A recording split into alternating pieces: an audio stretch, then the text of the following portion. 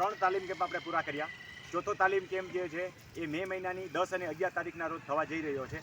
અગાઉના તાલીમ કેમ્પમાં જે લોકો આવેલા છે એમાંથી 50% વ્યક્તિઓ લગભગ રિપીટ આવે છે. શા માટે રિપીટ આવે છે તો એ તમને સમજાઈ જશે કે રિપીટ આવવાનું કારણ એ છે કે એ લોકો પ્રથમ દિવસ જે છે એમાં આપણે જે વસ્તુ શીખવાડીએ છીએ એ આગલા બીજા અને ત્રીજા તાલીમ કેમ્પમાં સરખી હોય છે, પણ બીજા દિવસે બધા નવી બાબતના ટોપિક લેતા હોય છે. પ્રથમ દિવસે શું શીખવા મળશે? પ્રથમ દિવસે તમારે હયાતીમાં હક દાખલ કરવા, વારસાઈ દાખલ કરવી, હયાતીમાં હક હારુથીને આંબો ક્યાં બનાવવો, આંબો કેવી રીતે બનાવવો અને જાતે કેવી રીતે તૈયાર કરવો, એવી રીતે વારસાઈ માટે આંબો ક્યાં બનાવવો, કેવી રીતે બનાવવો અને જાતે કેવી રીતે તૈયાર કરવા, આના એફિડેવિટ, એના નમૂનાઓ અને એના ફોર્મ ભરતા હું શીખવાડીશ. એવી જ રીતે હયાતીમાં હક દાખલ કર્યા પછી જેમને હક ન જતા હોય, માનો કે બહેનો દીકરીઓના હક કમી કરવા હોય તો હક કમી કરવા માટેનું એગ્રીમેન્ટ કેવી રીતે કરવું અને એની અરજી કેવી રીતે કરવી. ત્યાર પછી એનું વિભાજન કેવી રીતે, બે ભાઈઓ વચ્ચે ભાગની વહેંચણી કરવી હોય તો વિભાજન કેવી રીતે કરવું, એની અરજી અને એનું એગ્રીમેન્ટ કેવી રીતે તૈયાર કરવું એ આપણે શીખવાડીએ છીએ. આ ઉપરાંત એ વખતે અન્ય ચોખવટો જે કરવાની હોય, માનો કે પાણીના ભાગ હોય, રસ્તાના હક હોય, એ આપણે બધા શીખવાડીએ છીએ. આ સિવાય કુવા બોર જે છે તમારે નવા કેવી રીતે નોંધાવા એ આપણે શીખવાડીએ છીએ. આ ઉપરાંત કુવા બોરની નોંધાયેલા હોય જૂના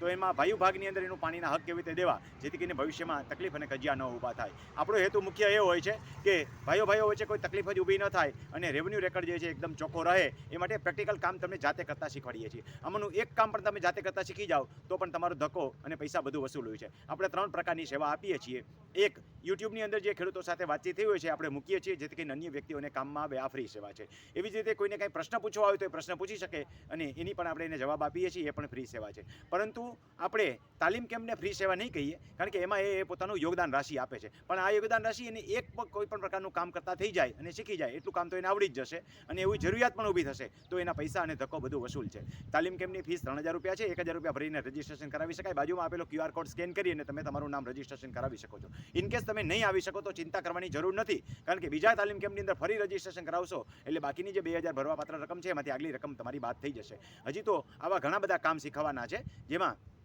આપણે બોજા મુક્તિ કેવી રીતે કરાવી, તમારો રેવન્યુ રેકર્ડ કેવી રીતે ચોખ્ખો કરવો, 7 નંબરમાં ઘટતી નોંધો હોય તો કેવી રીતે શોધવી અને ક્યાંથી મળે અને તમારું ટાઇટલ કેવી રીતે ચોખ્ખું થાય, વધારાની નકામી નોંધ હોય તો કેવી રીતે રદ કરવી, ખેતરના નામના સુધારા હોય, ટિપ્પણ, ફેશલ પત્રક અને આકાર રજિસ્ટર ક્યાંથી મળે, કેવી રીતે મળે અને એની ઉપયોગિતા શું છે એ બધું આપણે શીખવાડીશું. એ સિવાય નામના સુધારા, ક્ષેત્રફળના સુધારા અને કમી જાસ્તી વગેરે કંઈ પણ હોય તો એ કેવી રીતે કરવું એ આપણે કામ શીખવાડીએ છીએ. એ સિવાય માપણીને લગતા બહુ મોટા ઇસ્યુ હોય છે ખેડૂતોના, તો આમાં માપણીના અલગ 3 પ્રકારો છે. એ માપણીના પ્રકારો અને એ કેવી રીતે કરવા અને એની બધાની પ્રેક્ટિકલ આખી વસ્તુ આપણે શીખવાડીએ છીએ. પ્રથમ દિવસની અંદર આવા લગભગ 20થી વધારે કામ આપણે શીખવાડીએ છીએ. બીજા દિવસે આપણે નવી બાબતો શીખવાડીએ છીએ. બીજા દિવસે કોઈના રોડ રસ્તા હોય તો એના કેસ કેવી રીતે દાખલ કરવા, એમાં કયા મુદ્દા ધ્યાનમાં રાખવા જોઈએ, અપીલ થઈ હોય તો કેવી રીતે કરવી, રિવિઝન કેવી રીતે લેવી. એ સિવાય તકરારી હોય તો 108.5 અને 108.6 નીચે કાર્યવાહી કેવી રીતે કરવી. મામલતદાર કોર્ટમાં બધા કામ તમે જાતે કરી શકો છો. આવા તમામ કામ કરતાં આપણે એને શીખવાડીએ. આવું બીજા દિવસની અંદર જેટલા મુદ્દા કવર થઈ શકે એટલા આપણે લેવા પ્રયત્ન કરીએ છીએ. આ વખતની અંદર જે છે આપણે ખાસ કરીને લેન્ડ ગ્રેબિંગનો મુદ્દો લેવાનો છે કે ખોટી રીતે લેન્ડ ગ્રેબિંગ દાખલ થઈ હોય તો તમારે એની સામે